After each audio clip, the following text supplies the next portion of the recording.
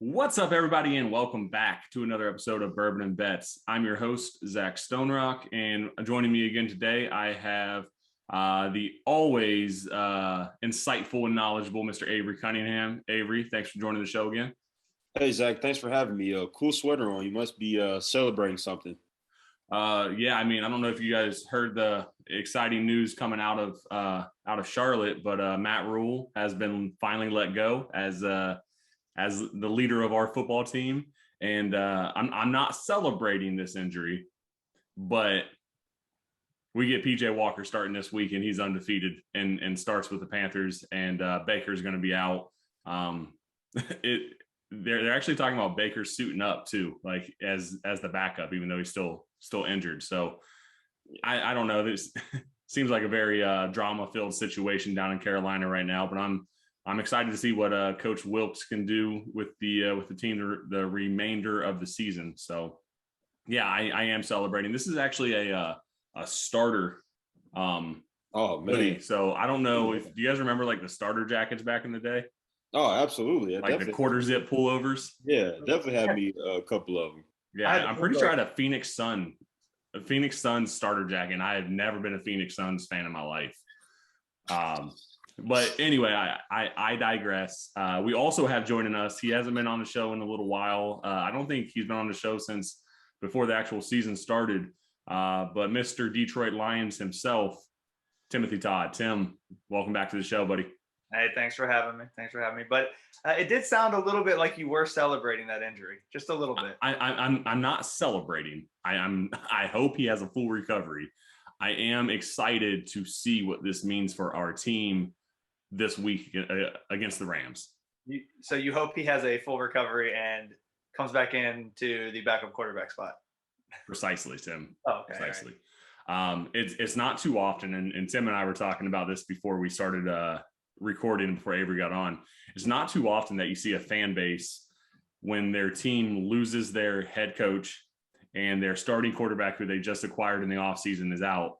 It's not too often you see that fan base celebrate because they're excited to see what this means for them. So I'm hoping it means there's less passes swatted down at the line of scrimmage because the quarterback's 5'4". And I hope that it means that we have some better play calling as well. So yeah, it's exciting times for Carolina right now. I'm a fan again. I was never not a fan, but now I'm less embarrassed to rep the team.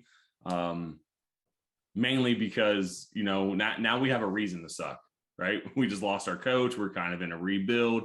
There's talks of Christian McCaffrey being traded. So a lot of things surrounding our team right now, but I'm looking forward to seeing how this plays out and looking forward to what the team does moving forward. Yeah, I wish Matt Corral wouldn't have got hurt. I would like to really like to see him play too. But Steve Wilkes gets another shot after getting canned in Arizona after one season, just to get replaced by Cliff Kingsbury. So that's also exciting. I think 10-point favorites at at the Los Angeles Rams. I don't know. 10-point underdog. 10-point. Yeah, underdog. I'm sorry. Yeah, 10-point underdogs. Yeah, I don't know how Los Angeles been looking against that line. They're going through a little drama with Cam Akers now. I don't know. I could definitely see. I wouldn't be surprised if they cover. So yeah, 10 points is a lot of points, regardless of what's going on in the NFL. 10 points is a lot of points. Right. Right. And Los Angeles has been looking like complete horse crap. So, yeah, they have not looked good. However, again, I think I mentioned it. I don't know if I mentioned it last episode or the episode before. Looking at Sean McVay as a coach, I'm not counting them out. I don't think he's reached like Bill Belichick level of being at the top, the upper echelon of coaching. But when it comes to like game planning and strategy, I have a lot of faith in Sean McVay that he can definitely turn that team around. Yeah, if he can play offensive line, if he can, help supplement Cooper Kupp, yeah, he could definitely turn around. Hey, he played receiver at Miami of Ohio. Yeah. And he's only like 34, so he could still be a receiver in the NFL. Yeah, he could probably suit up for the guys. Probably going fullback like Ben Skoranek, and start lead blocking as a receiver. So. Who knows what could happen? Who knows? But Tim, you got any input on this? Nah, I mean, not Stafford really. was your boy for so long up there in Detroit. Yeah, and that's what I was saying. Honestly, he looks like the Detroit Lions Matt Stafford right now. Like, I don't know what's going on with him, but it's almost like the honeymoon phase is over. Like he got like good coaching, good team, and now he's like, you know what? I miss the vibe of Detroit. So let me have this team suck too. Yeah, I don't know what's going on. And Cooper Kupp's banged up right now. Their schedule's not going to get any easier as the year goes on. So I don't know, but they got to figure it out quickly. Yeah. Well, let's go ahead and move forward with the conversation. Let's talk Thursday night football. Washington Commanders and the Chicago Bears in Chicago. I didn't realize this until that graphic came out before the game that Carson Wentz coming into that game was 6-0 on Thursday night football with like a crazy stat line. I don't remember. I want to say it was like 15 touchdowns, 2 interceptions, something like that. And like 1,300 yards or something over 6 games, which if you really do the math, that's not like huge passing numbers. That's a little over 200 yards a game. But now he's 7-0 and he added 99 yards passing to that total of whatever that total was, which is crazy. But we just got another dud of a Thursday night football game. However, that catch at the end of the game that could have decided it. We had a 2-inch difference because of that bobble, and he finally pulled it in, but he didn't break the plane at that point. While the game was not exciting, it did have a exciting finish. What do you guys think of that Thursday night game? Well, this was one that I watched a little bit. I went to play hockey on Thursday night, and I watched a little bit of it. And when I saw the score later, I was like, well, happy I didn't really watch that game, because it was just like what I saw was a mess. It was pretty bad. And I saw your guys' text strand like after I got out, and I was like, well, Thursday night has been very boring to me this year, but I don't know. I was glad the Bears lost as a Lions fan. Not that it really matters, but I don't think the Bears are fighting for that division championship. So, well, I mean, they might be fighting for it, but they're getting their ass beat. So yeah. It's not much of a fight. Yeah. Good. Thankfully, they're on a bye this week. Get healthy. Amon-Ra, St. Brown, and DeAndre Swift get healthy. Hopefully they'll start winning some games. But no, the Lions aren't fighting for anything either. We'll see. I mean, Packers is down. Do you trust Kirk Cousins to keep that momentum going? Who knows? I don't know what noise that just was. That was the funniest thing I've ever heard. You get a sound for that so we can replay that every once in a while. I'm going to turn that into a GIF. No, thanks, guys. No, you're good, man. Looking at Thursday night football, though, Brian Robinson was back in the lineup, which was cool to see after being carjacked and shot in the leg. Legs are pretty important to running backs, so I'm glad he was able to get back out there. 60 rush yards, 1 touchdown, not a bad season premiere for him, and his team ended up getting the win, so that's good. Antonio Gibson's got to be one of the most sad players in the league right now. This guy comes back, hasn't had a snap all season, and instantly gets the start. And I don't think I know Antonio Gibson hasn't had the best year, but I feel like he's had a couple games where he was decently solid. So I don't know. If I were him, I would not be the happiest person right now. I'll say whatever teams he goes to next year, I can't imagine him coming back to the Commanders. Whatever team he goes to next year, he'll be a big time fantasy asset.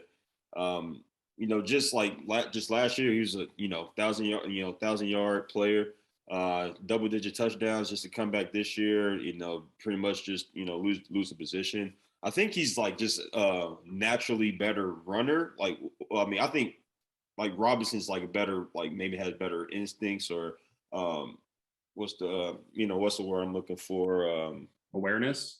I mean, awareness. He's kind of a better running back, I guess, as far as the intangibles and all that. But I think Antonio Gibson with the ball in his hands, is more talented, just as far as being a receiver out the backfield, edge runs, things of that nature, while Ron Robinson probably is a better blocker, probably, better in between the tackles, as we've seen some of his runs on Thursday with their, like, what their the Commanders like on their second or third offensive lineman. I think they may have been on their third center. So this has been, the changing parts up front. So it's been really tough sledding, like, for Carson and, like, all the running backs. But yeah, I couldn't imagine Antonio coming back next year. But we'll see how that goes. He may be a better fit, somewhere else. And he's like probably just as fast and probably just as big as Jonathan Taylor. So it's just finding that right fit of coaching staff that likes you. So that's what it's all about sometimes. Just finding where, somebody will actually use you, with, like, use your talents to the team's advantage, and just going from there. Yeah, I think offensive scheme is important, right? Like, making sure you fit into the system. And it just seems like Washington doesn't want to utilize him to the best of his skill set. Yeah, I mean, you see how they're using Curtis Samuel. Like, they're manufacturing touches for Curtis Samuel now. Like, you still got your best receiver, Terry McLaurin. His touches haven't been, like, all the zones that you see he's getting, like, his targets now has been, like, the most efficient zones. So, but, like, you see Curtis Samuel catching balls, like, shorter than 5 yards, beyond the line of scrimmage. So, I mean, just stuff like that, trying to get, like, Antonio Gibson, like, more touches, like, because he used to play receiver when he was at Memphis. So just for them, him being the 1,000-yard player, like I said, just to go to Brian Robinson, that's crazy. But sometimes, coaches like some players better than others. So. Yeah, I think that, not to shift gears too much here and focus on different players, but I am glad to see Curtis Samuel being used the way that he's being utilized, because that's really what made him successful when he was at Ohio State. He was kind of that utility guy, ran a lot of like jet sweeps and, like, screens and jailbreak screens. But he also had the ability to stretch the field a little bit when he needed to. So glad to see that they're utilizing him like that again after he's, battled through some injuries and different things. But Terry McLaurin's had a little bit of a down year. But like you said, they're figuring out ways to get him the ball. I just wish he had a better quarterback throwing him passes. So, well, if you look back on Thursday night, Curtis Samuel did drop a 40-yard touchdown. So I wonder whose fault that was. Carson's. Look, pass looked pretty accurate to me. He looked off the safety. Safety went to his other half. What's his name? Curtis Samuel ran right down the middle of the field. He was open. Carson Wentz put a dime on him. Curtis Samuel missed time his jump a little bit. Dropped the pass. So I mean, that would put Carson over 100 yards passing. Have a touchdown. So that you're gonna hang your hat on that would have put him over 100 yards passing for the game. Just catch the ball. Not a very good argument. Yeah, just catch the ball. Just catch the ball. I think it is actually when we really think about it, it's probably because Carson Wentz put too many. Sorry, Taylor's coming in right now. You guys might hear a door in the background, and she's trying to be quiet, but she can definitely come in whenever she needs to. I think it has a lot to do with how fast the ball was spinning. I think Carson didn't have the ball spinning fast enough for that ball to be completed. So it's going to fall back on Carson. We're talking about NFL receivers here. Catch the ball. What are we talking about? I'm just pulling stuff out of my ass, man. All right. Anyway, let's dive into let's recap last week. So Avery had another week where he performed much better than I did. However, still not great. Avery went 2-3 last week. I went 1-4, which brings our records. My record is 3-12 on the year, which is absolutely atrocious. And that brings Avery up to 7-8. So wait, I'm sorry. Was the Vikings, was that 7.5 or 7? That's a push. So 7. 7.5. Ah, dang it. Yep. So, and then that Eagles game kind of shocked me too, the fact that they were only able to win by 3. So we both missed on that one. Obviously you took the Niners, who I should have, I didn't put money on that game, I didn't pick that game. I didn't put money on it either, but I should have, and I should have really been pulling for the Niners, so we could get to the result that we got to with kicking Matt Rule to the curb. So I should have had more belief in the Niners to be able to put a whooping on us like they did. So you got that one right. You also got Browns plus 2.5. I took the Chargers minus 2.5. Game was a 2-point game, so heartbreaker for a gambler. That hook there is definitely, that's why they put it there, right? That half point matters. You took the over in the Tennessee Washington game, 42.5. You missed there. 2 yards away. 2 yards away.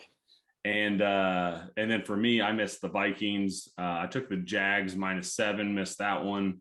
I did hit on the over of the Dolphins and Jets over 45.5. The Jets damn near cover that by themselves. Also going into that game, looking at the Dolphins, being -3, I would have taken the Dolphins had Teddy Bridgewater. If Teddy Bridgewater would have played that entire game, I think the game could have been a little different. Skylar Thompson's coming in, a rookie out of Kansas State, first start. I'm sure he wasn't planning on getting into this game, right? So, Jets ended up running away with that one. And then we talked, the Chargers didn't cover -2.5, and the Eagles didn't cover. So rough week for me again. Avery, I'm glad you were able to squeak out an extra win there. Yeah, against you. So always the contrarian victories continue in your favor. So 4-0. I was right. You was wrong. No, I mean, can you put that paper up again? Do you have that sheet of paper? Okay. No, I shredded that. Anyway, let's go ahead and let's kick things off with week 6 in the NFL. So teams are starting to have bye weeks. Tim's Lions are on a bye this week, recovering from injuries. But let's take a look at the game. Let's take a look at the games that we do have available. So we'll do a little around the horn type setup here. Avery, let's go ahead and start with we're looking at our top 5 favorite picks. Let's go ahead and start with what you have on your end. Okay. Yeah. So we got to give a round of applause to the Atlanta Falcons, man. They're 5-0 against the spread this year so far. A couple upset victories, a couple games that were close. Closer than what the experts were thinking. This week, they'll be 5-1. I'm taking the San Francisco 49ers. It looks like the line is -4.5. So I'm taking San Fran -4.5 against the Atlanta Falcons. Just, with San Francisco's running game and then Atlanta's, inability to stop the run. So I really like that matchup. San Francisco usually plays better than like other West Coast teams, and when it comes to like coming into the Eastern time zone, early game as well. So I do like, even though they're pretty banged up right now. Nick Bosa, Mosley is out, Jimmy Ward is out. Trent, obviously we don't got to mention Trent Williams being out. Offensive line is a little bit hurting right now. But shout out to Tevin Coleman last week. Just came out of nowhere. He's looking pretty fast, pretty explosive last week.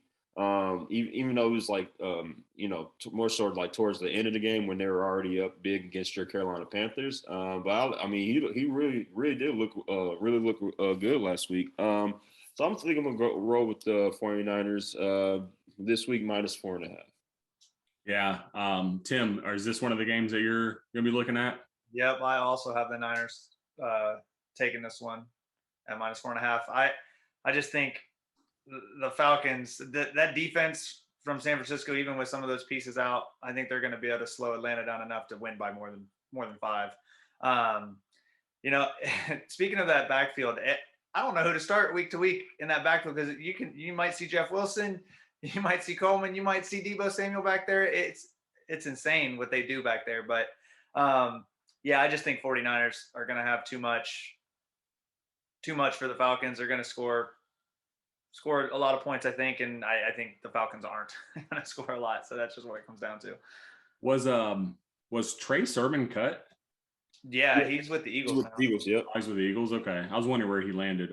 He got cut preseason, I think. Yeah, Yeah, preseason. I couldn't remember where he landed or if they just picked him up on like practice squad or what. Yeah, looking like they should have come at this point. I'm also gonna go ahead and take the Niners. This is one of my games. For all the reasons you all just said. I trust Jimmy G more than I trust Marcus Mariota. And the weapons. Can you say that one more time? One more time. I don't think we heard you. I've never been against Jimmy G. Never in the history of my life have I been against Jimmy G. Interesting. So, one more question: does Marcus Mariota should he be starting over Derek Carr right now? Yeah, I mean he's a starting quarterback in the NFL, so I don't know what you're alluding to here. I mean, once upon a time, you said that Marcus Mariota is going to take the spot of David Carr. I was wondering if you felt the same. Well, he might. I mean, he might have taken the spot if they're on the same team. Well, doesn't Marcus Mariota have a better record this year than David Carr? well, why are we talking about David Carr? Why are we not talking about Derek Carr? Derek Carr, Derek Carr. Yeah, sorry. David Carr had a disastrous NFL career. Marcus Mariota also has a better record than David Carr. Yeah, he does. So yes, I do think Marcus Mariota should start over David Carr right now in 2022. Derek Carr. But hey, you know what? I will admit that I was wrong in that one. This is great. I think I was with you on that one, Zach. I think I was with you. but I mean, John Gruden was the coach making those decisions, and we all saw how that played out. So maybe that played a part, right? Maybe he didn't like Marcus Mariota because he was from Hawaii or something like that. I don't know. Oh my God. Anyway, let's go ahead and move on. I think we should. Anyway, so we're all in agreement there. Tim, let me go ahead and write down your picks here as well. So you're also taking the Niners minus 4.5. This line opened up at minus 5.5. So I'm shocked to see that it's coming down to minus 4.5. That, I mean, it seems like there would have to be a lot of money coming in on the Falcons for that type of movement. So I don't know if it's because the Falcons are 5-0 against the spread. What's that, Tim? The Vegas knows. They always know. I mean, it makes it feel like this is a trap game, right? The Falcons are going to come away with the dub or something here. Yeah, and I can see it. You know, I mean, Atlanta has a really good rushing game as well. Kyle Pitts should be. He should be coming back this game. Is Patterson out?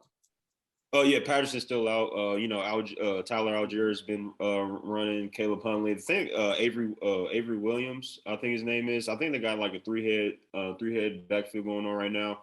The offensive line has been playing a lot better than expected. Drake London, you know, he's been really good this year. He's going to be really good in this league for a while. He's been hurt too, right? Yeah, I think he got hurt, but I think I think he's supposed to be playing. He should be playing. I'm not 100% sure on that. But I mean they've been better than a lot of people expected this year so far. Sure, yeah. Yeah, absolutely. All right, so I'll go ahead and throw out a pick here and see if it's in line or against where you all are at. I am going to take the Vikings -3 at Miami. Again, you know, going against Skylar Thompson, rookie quarterback coming out of Kansas State. I feel dirty saying this, but I trust Kirk Cousins more in this situation. I just think that the Vikings are going to come out, you know, and pull away early, and I just don't think that Skylar Thompson is going to be able to get the team back in it. So, yeah, I'm taking Vikings -3 here. I think the Vikings win this game by 10. Yeah, I mean, I would, if I did want to pick this game, I actually go the opposite route. I do like Miami +3 here. Couple things with Miami, they got that home field advantage. Miami, we see what happened when you know, the Buffalo Bills were down there. You know how that Miami weather kind of affected them. Yeah, but that was different. We had Tua playing quarterback. Yeah, Thompson back there. Yeah. I mean, that's fair. I mean, if fully healthy, I would have definitely took Miami for sure. Even Xavier Howard's going to be out this game, I think, and also Byron Jones. So I mean, your two top corners are already out. So you got to go against Justin Jefferson, Adam Thielen. it's going to be rough, for that defense. And they're an aggressive style defense. So maybe they can get some pressure on Kirk Cousins. But if I still, I mean, with all that said, I would probably still lean Miami with this one, just because of home field advantage. Okay, Tim, was this one of your picks or? Yeah, I also took the Vikings. I think third string quarterback for the Dolphins. I mean, I really hope fantasy wise that he can get it to those receivers because I have both Hill and Waddle in a lot of leagues. But that defense has looked bad for Miami the last couple weeks, and Minnesota has the ability with their playmakers to score a lot of points. So I think we're going to see that this week.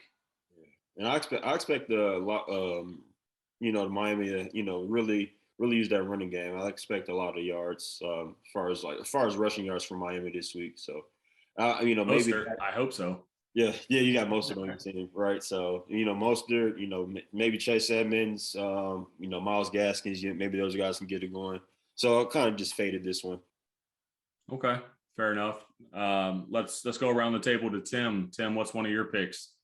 Well, I said I wasn't going to do it, but I changed my mind. So I'm actually going to take, for the Packers and Jets, I'm going to take the over. I think it was at 45.5 for that. And I think for the Jets to be competitive it is 45.5. I think for the Jets to be competitive in this game, they're going to have to score a lot of points. And the Packers really haven't shown an ability to score a ton this year, but Aaron Rodgers is going to get it going eventually. So those young receivers I think are going to settle in a little bit. Cobb's been done really well for him this year, but I think eventually you're going to see Dobbs step. I mean, I know he's had a couple good games, but I think you're going to see him have a really good game here coming up eventually. So I think you're going to see a lot of points here. I think the Packers do win. I'm not sure it's by 7.5, which is why I didn't take the spread, but I think there's going to be a lot of points scored in this game. I think that's fair. I think that half point is the hook that scared me too. However, after seeing, what the Jets were able to do last week and, put up 40 points, I didn't take anything on this game. I still wouldn't be 100% confident in the Packers at -7, but the over does seem appealing to me. I stayed away from it, but I can see what you're saying. Avery, what's your take on this game? Yeah, I can see the over hitting. I was kind of leaning more towards the under. When is this Green Bay defense eventually going to show up? They haven't really been playing that well this year so far. Their offense also has been struggling. The Jets, they're more so cover, single high safety, cover 3, cover 1 look. So they, Aaron Rodgers is going to get some, may get a lot of man coverage this game. So this may be DJ Reed, Sauce Gardner game. Shout out to Sauce Gardner. He got his first career pick last week. So I don't know. I mean, I would kind of lean towards the under, but I could definitely see it going over though, just because the success of the Jets offense, who's kind of just been going more run heavy as a couple of as the last 2 weeks since Zach Wilson's been starting, who's been 2-0 as a starter. Breece Hall's been looking really good. He's kind of see some Alvin Kamara resemblance in Breece Hall's game so far. Kind of just how effortless he looks, and how the tackles just bounce off of him. So he's been looking really good so far. Michael Carter's still backing him up. The offensive line is starting to gel a little bit. They got Dwayne Brown back. Tucker Oliveira, I think his name is, or I might have messed that up. But he's been kind of just moving within the offensive line. So I mean, I definitely could see it going over, but I could definitely see a lot of running on both sides of the ball. So we'll see how it goes. It should be an interesting game. Yeah, I think one of the most interesting aspects of this game is the running backs on the other side of the ball. Aaron Jones has, I don't know if it's league leading or not, but I think he's averaging like 6 yards a carry, but he still seems to be getting like an even carry count as AJ Dillon. So they're pretty much in line with each other there. I know that from the Packers standpoint, they're probably thinking like, hey, let's keep Aaron Jones as fresh as possible for later in the season when we make it to the playoffs. But obviously the Packers are very blessed to have two very good running backs back there. But I just think it's got to be a little bit frustrating for, Aaron Jones to be putting up that type of production and, not really getting the chance to get into the full game flow. With him coming in and then AJ Dillon comes right in after that. And I know in the NFL, like game flow is a big part of it and getting a good feel for it. So I don't know. I mean, obviously I don't know kind of his thoughts or feelings on that. I'm assuming they're team guys, so like whatever's best for the team, but you would think they would also want to be able to get more carries and get more into the flow.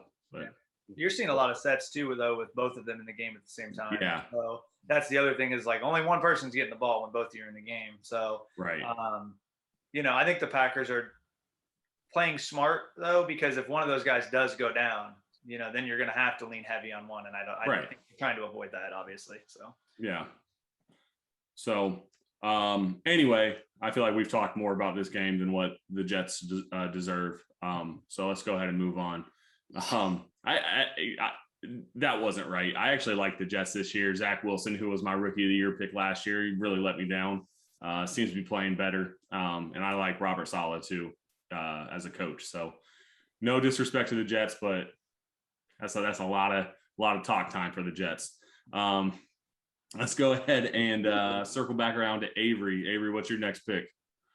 All right. So my next pick, I'm going the Baltimore Ravens -6 over the New York Giants. You're looking at since 2019 when Lamar Jackson was a starting quarterback.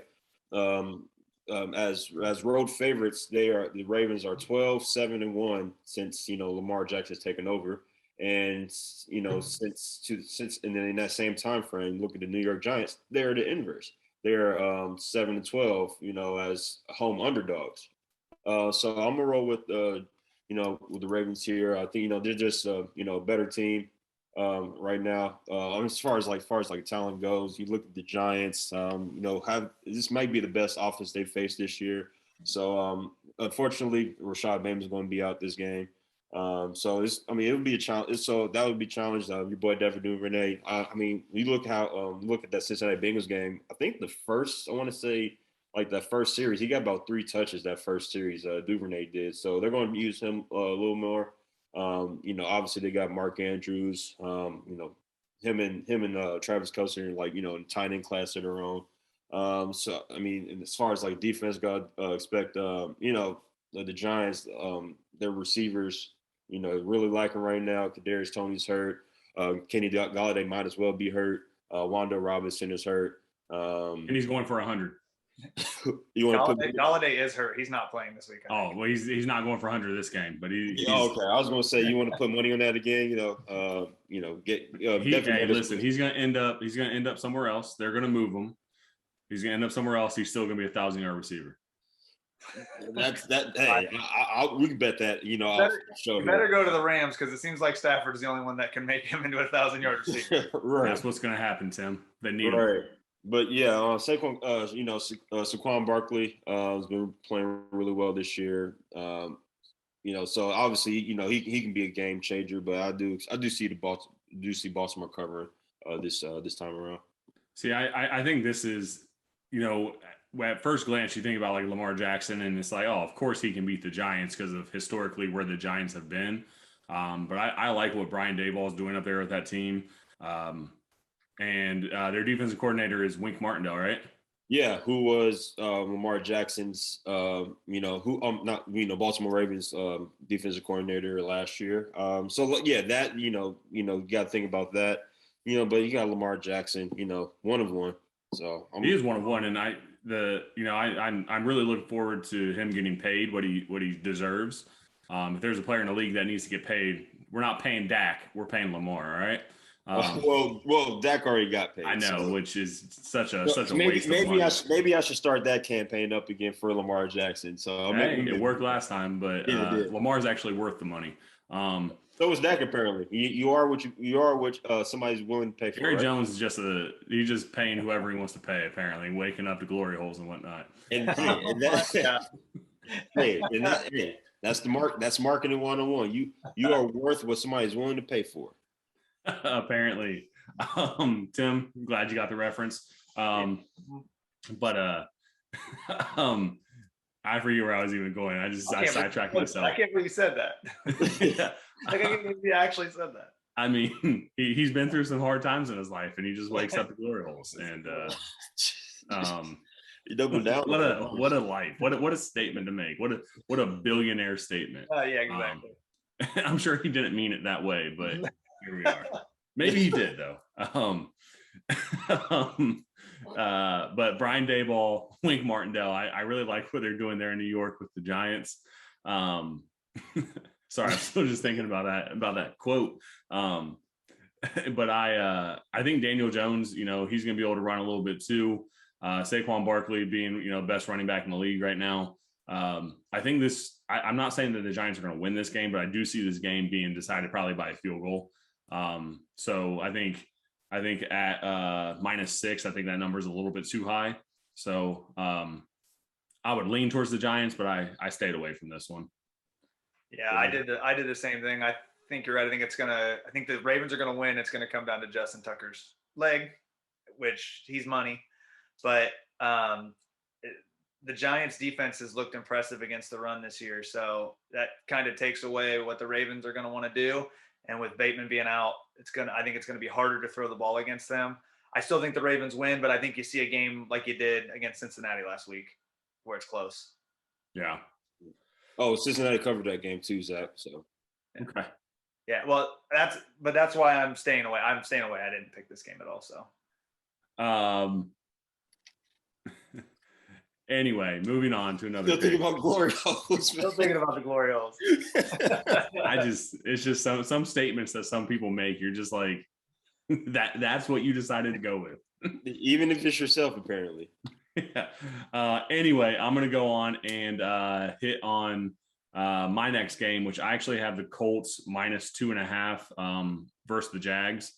I just think, looking at the Jags taking the loss last week to the Texans, the Colts have to turn it on, right? There has to be a time where like they start looking like the team everyone expected them to be. And I think that with this being a divisional game, that this is going to be a game that they're able to do that. I hope Jonathan Taylor. Yeah, he's not hurt or anything right now, right? It seems he's questionable. I think he's going to be game time. I think he's going to play. He got in a couple of practices at the end of the week. I think that, if he's able to play, like he's going to have a bigger impact. That offensive line needs to start playing like what they're getting paid to be there. And, Matt Ryan's got to make some quicker decisions, and he's got to stop fumbling the football. I think all that stuff has to happen soon. And, I think this is going to have to be that game where we see that happen. So I'm taking the Colts -2.5 here. I don't think that they blow the Jags out. The Jags are looking like a pretty good football team this year, but I can see them winning this game by a field goal. Yeah, I don't trust the Colts, so I stayed away from it. I wanted to go with the Jags on this, but I don't trust them either. So I stayed completely away. I hope there's a lot of points because, fantasy purposes. But other than that, I don't trust either of these teams right now with where they are to make that pick. So I stayed away. Yeah. Yeah. No, I would actually lean towards the Jaguars +2.5. Just how Matt Ryan has looked. This offense hasn't really well, probably just because that last Thursday night game just in everybody's head. Use a bad taste in your mouth, yeah. Yeah. So, but just overall, they haven't really looked good. Jaguars defense has been improving. They only gave up 13 last week to the Texans. Texans, they like the last 5 meetings they beat the Colts. The Jaguars. But they're like 4-25 against everybody else. So that doesn't really surprise me that that happened. But yeah, this Jaguars team has been improving. Trevor Lawrence, I can see a better game out of him. Travis Etienne. Like when they played last time, James Robinson had 64 yards and a touchdown off of 23 carries. So it's going to be tough sledding. But however, the Colts are give up the fourth most receptions to running backs. So maybe this is more of a Travis Etienne game. Also just with Trayvon Walker, Josh Allen, I can see those guys getting home as the Colts pass blocking unit has been struggling this year so far. So I could definitely see the Jags winning. I'll also lean towards that. Okay, fair enough. And now if they had Carson Wentz, I'll definitely see the Colts winning, but that's not the case. So he probably sprained both his ankles too on the same play. He did hurt his ankle on Thursday too. So I hate you for saying that. So he's got the world's weakest ankles. Him and Zion Williamson. So. Well, Zion is a whole lot of weight to be running around on all those joints, but anyway. Yeah, when you're twisting your ankle non-contact, that's never good. Never good. Or minimal contact, yeah. So. All right, I think we're on Tim, right? Tim, is this your pick? Yep. Yeah. My next one, this I think is my fourth one. Yeah. I got the Cardinals over the Seahawks, taking the spread, which is what, 2.5? I think I saw. I'm gonna take your word for it. That sounds right. Let me look it up real quick. I stayed away from this just because of. Well, it's in Seattle. Well, it's in Seattle. The Cardinals are so up and down, and then it depends on Geno's going to come out slinging the pill. So yeah, well, I think the Seahawks defense is bad, and I think Kyler Murray is going to run all over them. I think Benjamin coming in, he's really their only option at running back. I think he's going to have a pretty solid game. I'm looking for Hollywood Brown to have a solid game as well before DeAndre Hopkins gets back next week. But I think the Cardinals are going to get it going this week and score a lot. Doesn't mean I don't think that Seattle can score a lot, because they've shown the ability to be able to do that. But I think the Cardinals are going to outscore them by more than 3 points. So I think it might be a lot of offense, just based on where these teams are this year. But I think Kyler Murray's finally going to get something going this week. Yeah, the spread is 2.5, and Vegas is also thinking that it's going to be a high scoring game because the over under is 50.5 right now. I don't know. I like everything you just said. I just think that, what we saw last week out of Tyler Lockett and DK Metcalf, and, things started to get going. I'm excited to see what Walker can do back there as like the main back. I'd probably go with the Seahawks in this game if I were to take a team here, but I stayed away just because in my opinion, it's truly a coin flip. I like the pick, Tim. I'm also that's also one of my picks. You fade the Cardinals at home.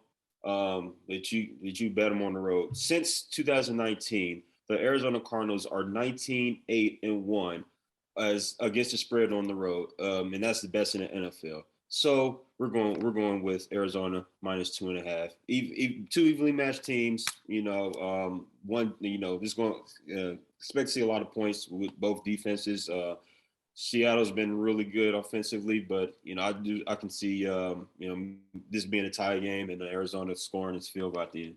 Yeah, that's another good point. I was going to bring this up. The Cardinals on the road, it's insane. It's impressive, really. They are 9-1 in their last 10 games on the road, and you know who they lost to?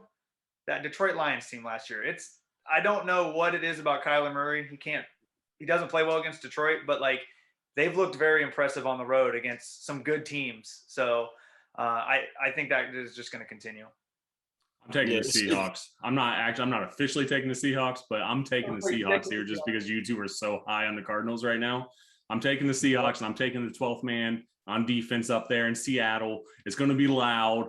Geno Smith is going to throw for 350 and 4 tuds. The way your guys' records are this year, I'm glad to be on this side of things right now. That's fair, Tim. That's fair. My man. 350 and 4 tuds. Whew. Anyway.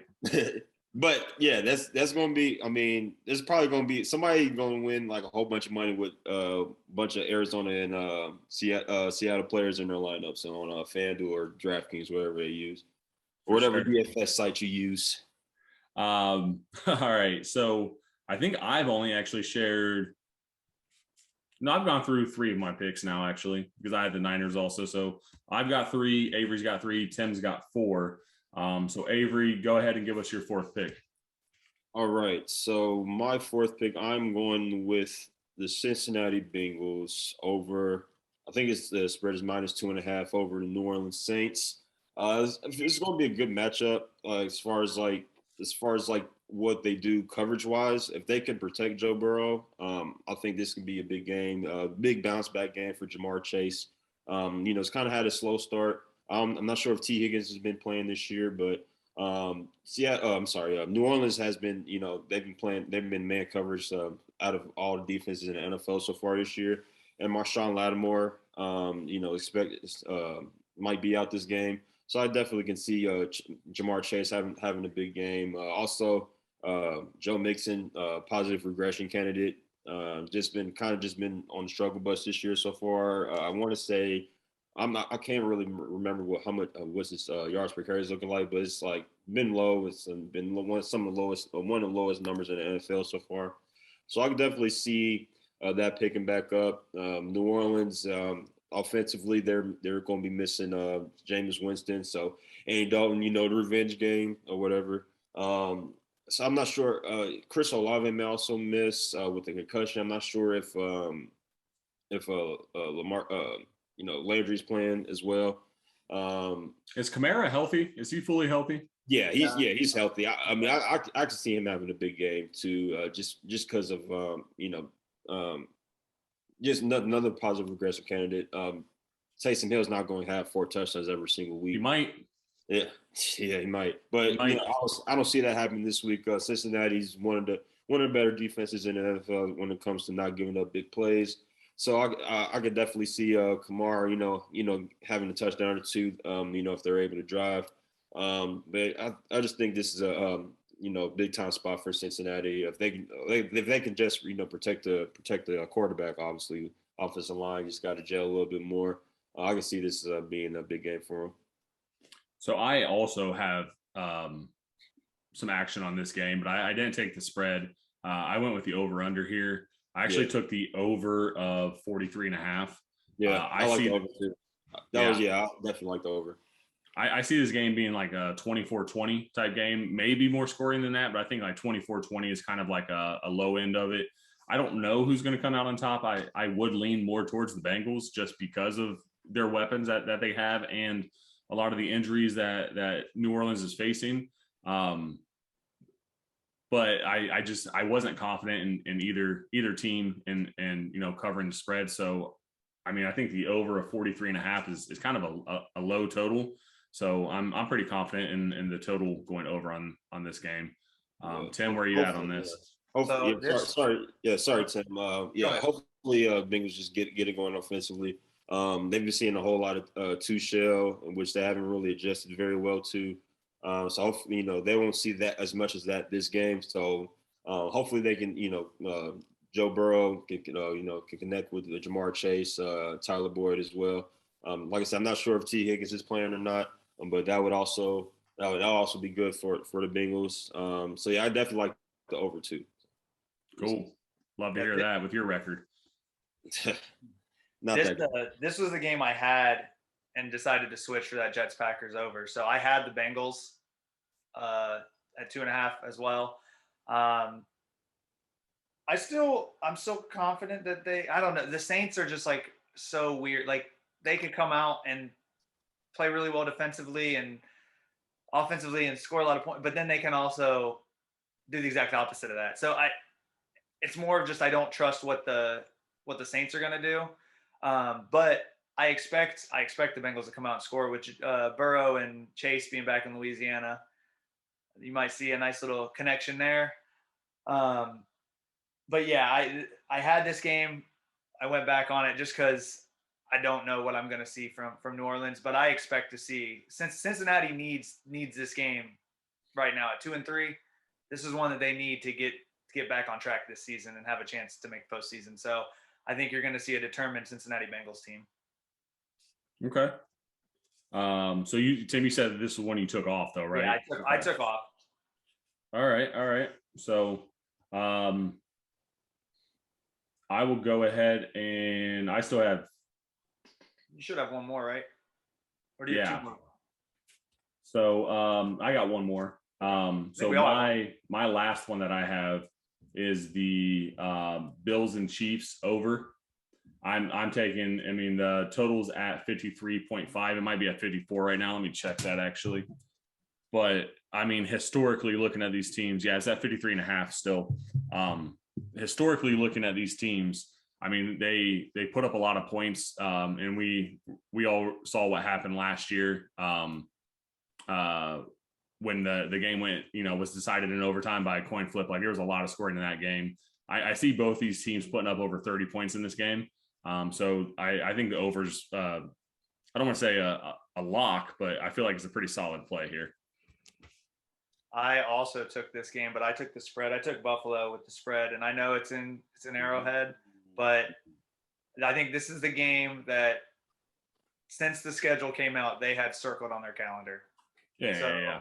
I think Buffalo is going to come out ready to go. I think at least for a portion of the game, I don't know if it's going to be maybe at the beginning, but I think Kansas City is going to have a hard time moving the ball. I think Buffalo is going to be ready to go.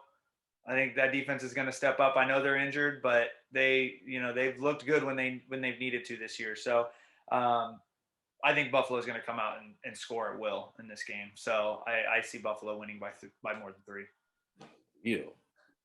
Where you at, Avery?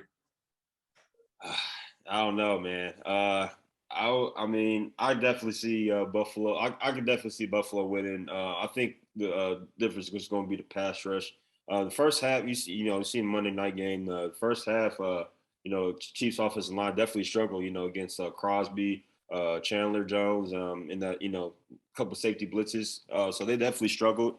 In that first half, they kind of, stepped it up in that second half. Start scoring, after being down 17. So yeah, this is tough, man. I definitely, can't never count out Andy Reid, Pat Mahomes, bro. So I take it this is not a game you picked. No, I did not pick it. Yeah, I definitely didn't pick it, man. I can definitely see the over. I can also see the, this being a contrarian, Bills being a defense that, like somebody wins the FanDuel as a contrarian play just with, somebody with a pick six or something like that. Yeah, I don't know. I had a lot of things going on in this game, but if I had to pick a winner today, I guess I'll pick the Bills. So the only reason why I would stay away from the Bills from a defensive perspective is I think that the Chiefs are still going to put up points. I mean, the Bills may get a pick six, right? Like that's something that's definitely capable from this team. But that pick six is, there's a good chance that could be your only points if the Chiefs put up, 35 points. So I agree. The Bills defense is extremely talented. I would probably stay away from them from a fantasy perspective tomorrow. Yeah, I mean, you see the regular season game. You know what happened. They don't have Tyreek Hill this time around. Juju Smith-Schuster hasn't really had a good season so far. Mark MVS, kind of had a good game, 6 catches for 90 yards last game.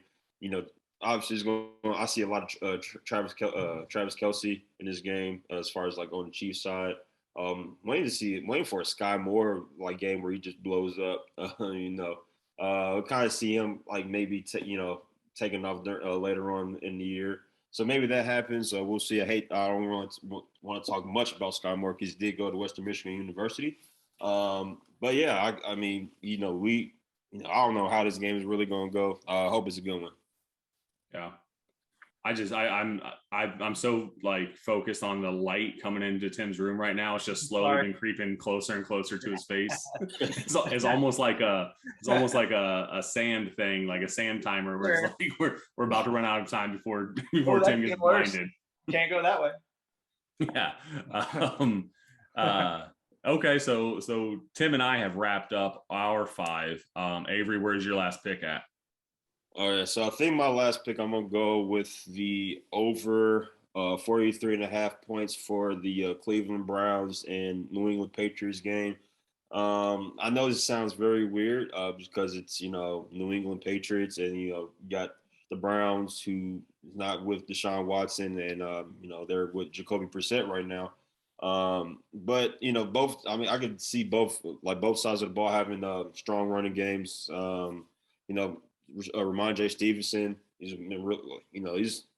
He's a really good running back. He hasn't really had the opportunity. Was that? I think he's about to blow up. Yeah, I mean, he hasn't really had the opportunities just with Damian Harris back there. But last week when he went out, Ramondre Stevenson had 100% of the carries, 100% of the snaps. So I'm not sure. Detroit, though. He played Detroit. Let's not count that. Well, yeah, but defense.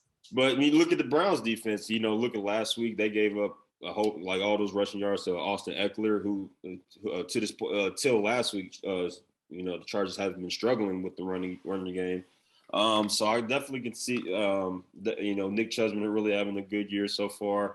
A lot of broken tackle. He might be like him and like Damian Pierce might be, top 5 when it comes to broken tackles. He's just good running back, good offensive line. I wasn't sure about the spread. Wasn't really sure. It's hard to take the Browns over, the Patriots. Just historically, that just sounds weird to say. But I do like the over here. I definitely see more than 43.5 points from both squads. Actually, I am taking the Browns in the big boy parlay. I'm taking the Browns -2.5. I mean, it's in Cleveland. Revenge game for Bill Belichick. They fired him, right? Or did probably the best thing that ever happened to Bill Belichick. You said what? It's probably the best thing that ever happened to Bill Belichick. Oh yeah, for sure. Yeah. I don't think Belichick even cares about the Browns anymore. That's so long ago. He probably leaves that off of his resume. There's just a gap in work history. That's a big gap. Only reason people know about it is because ESPN keeps bringing it up. Right. He never mentions it. When he gets inducted into the Hall of Fame, he's going to thank everybody except for the Browns. For sure. All right, so I'm taking the Browns -2.5 in this game. Not as one of my top 5 picks, but included in the parlay.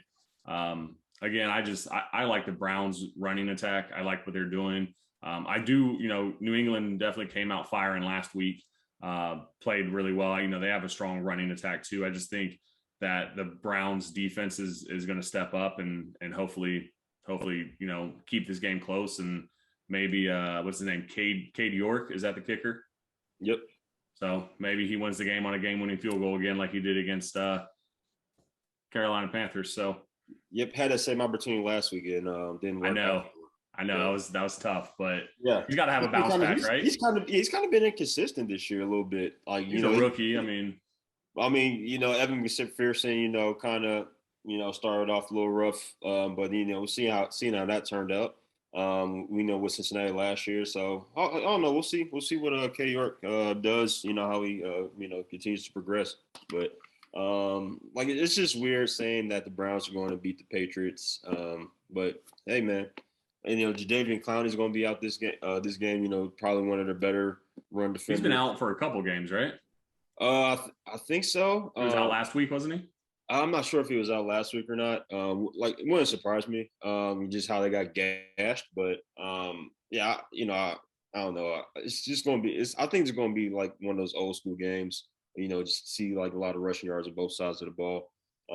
See who can make more plays in the passing game. I think that would be the key there. I'm not sure he's going to be starting for the Patriots as far as quarterback, but yeah, we'll see. I wasn't going to pick who's going to the spread. So I went with the over. I like the over better. Okay. Yeah. Tim, you got any? I didn't even consider this game. I don't even want to pick that. Yeah, this is dumpster diving right here. Straight I guess if I had to pick right now, I'd probably take. I'd probably take the under. I can see like a 24-13 game, either way. So I don't know. But again, that's why I stayed away from it, because I'm probably going to be dead wrong. So. Yeah, I mean, you got Cleveland. You got Amari Cooper, who's still one of the best receivers in the NFL. I mean, if he was a raw guy, he'd probably be like top 10. Like people see him as a top 10 receiver, but he's relatively quiet. He just goes out there, he'll go work. He's been a little up and down, as far as fantasy wise this year. But some games, like one game, they have a really good game. Other game, not so much. David Njoku's really had a solid year so far.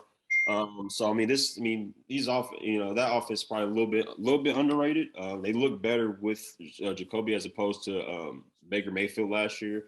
So yeah, I could see this game going over 43.5. It's not really a whole lot of points, unless you're the Commanders and Titans. So. All right. Well, we'll do a quick recap here. So Avery's taken for his 5 picks. You got the Niners -4.5, Ravens -6, Cardinals -2.5, Bengals -2.5, and then the Pats Browns over 43.5. Does that sound right? A lot of road favors this week. Yeah. We'll see how that goes. You're actually taking a lot of favorites, man. I don't think you've taken on like all favorites like that most of the season. I think you've had a couple underdogs that have done well for you. Yeah, so we'll see how this works. Yeah, a lot of road favorites. Arizona might as well be a home team because they play better on the road. That's as weird as that sounds, but yeah, we're going with it, man. Let's go. And then Tim, you've got the Niners -4.5, Vikings -3, Packers Jets over 45.5, Cardinals -2.5, and then Buffalo -2.5. Does that sound right? That is correct. Yeah, look, the sun's slowly creeping onto Tim's face. I can get it a full face. Perfect time to wrap things up. Trying to lean back. and then for me, I'm taking the Colts -2.5, the Vikings -3, Niners -4.5, the Bills over 53.5, and then the Bengals and Saints over 43.5 as well. So, so those are my 5 picks. Another pick that I have included in the parlay that I was kind of on the fence about, kind of going back and forth between the Bengals Saints over, and then this game was the Cowboys and Eagles. I have the over in that game at 42. It might be 42.5 right now. Let me check that real quick.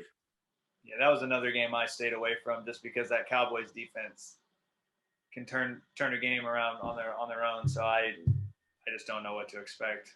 Yeah, I like the under better.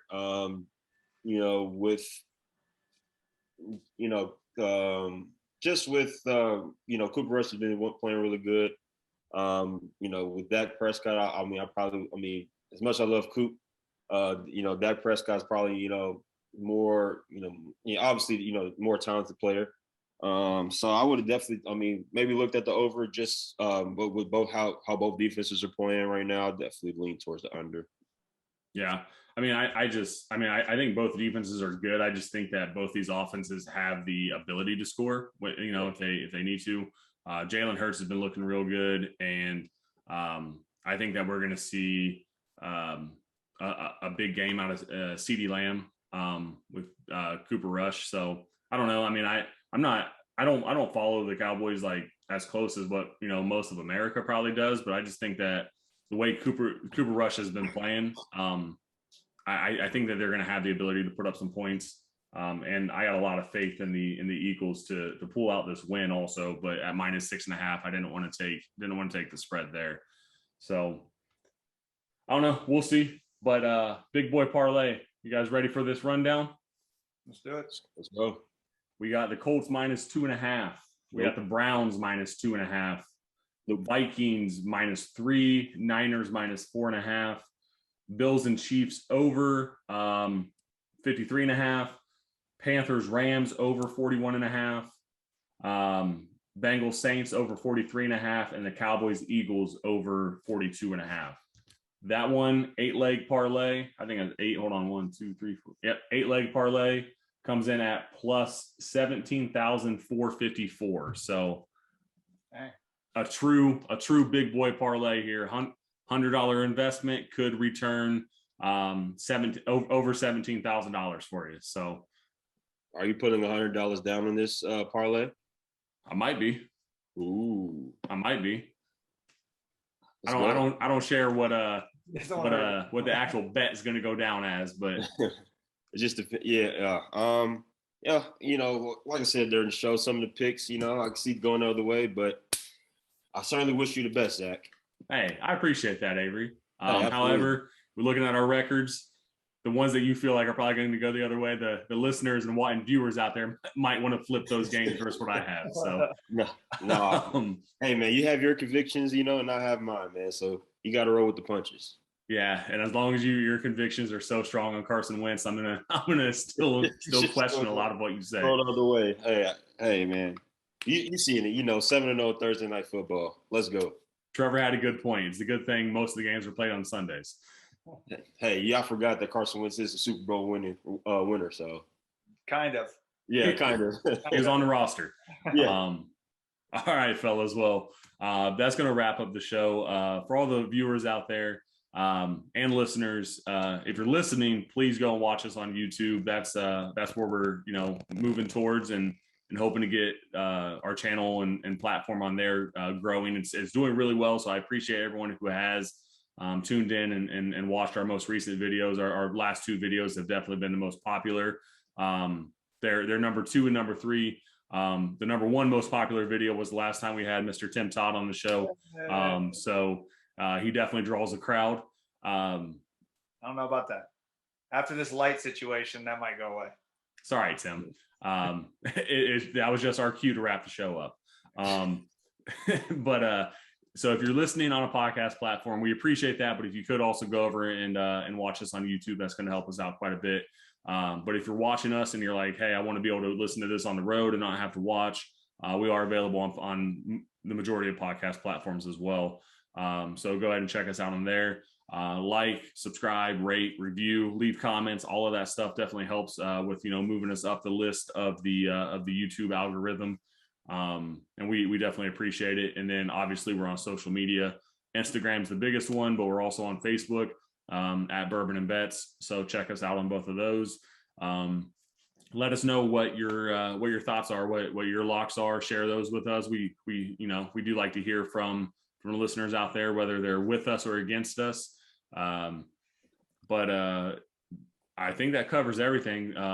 Avery, thank you again for coming back on the show. Obviously your expertise and your experience playing at a high level is always definitely appreciated. You definitely bring a different insight that average Joes like myself don't necessarily get to bring. Definitely a high level of expertise. So we appreciate you being on the show. And then Tim, thanks for coming back on, man. I know it's sometimes more difficult for you to get in here and join us just because of all the other things you have going on in life, but we appreciate you taking the time on this Saturday morning to spend some time and talk a little football with Avery and I. Yeah, thanks for having me. Yeah, thanks for having me, Zach. Yeah, of course. Well, that's going to wrap things up for everyone out there listening or watching. We hope that your weekend of gambling, if that's what it's going to be filled with, is profitable. Hopefully some of the things that we said today could help out. Hopefully you're following Avery more so than you are of me these past few weeks. But at some point I'm looking at my record like the Colts. It has to get better at some point. So that's where we're at. Gentlemen, last thoughts before we finish. I got nothing. Tim's about to be blinded by the light. About to fade away, about to just snap like Thanos. He'll just be dust. That's right. Well, all right, guys. Well, that's going to be it. Thanks again for joining. Thanks to everyone out there watching and listening, and we will see you all next week.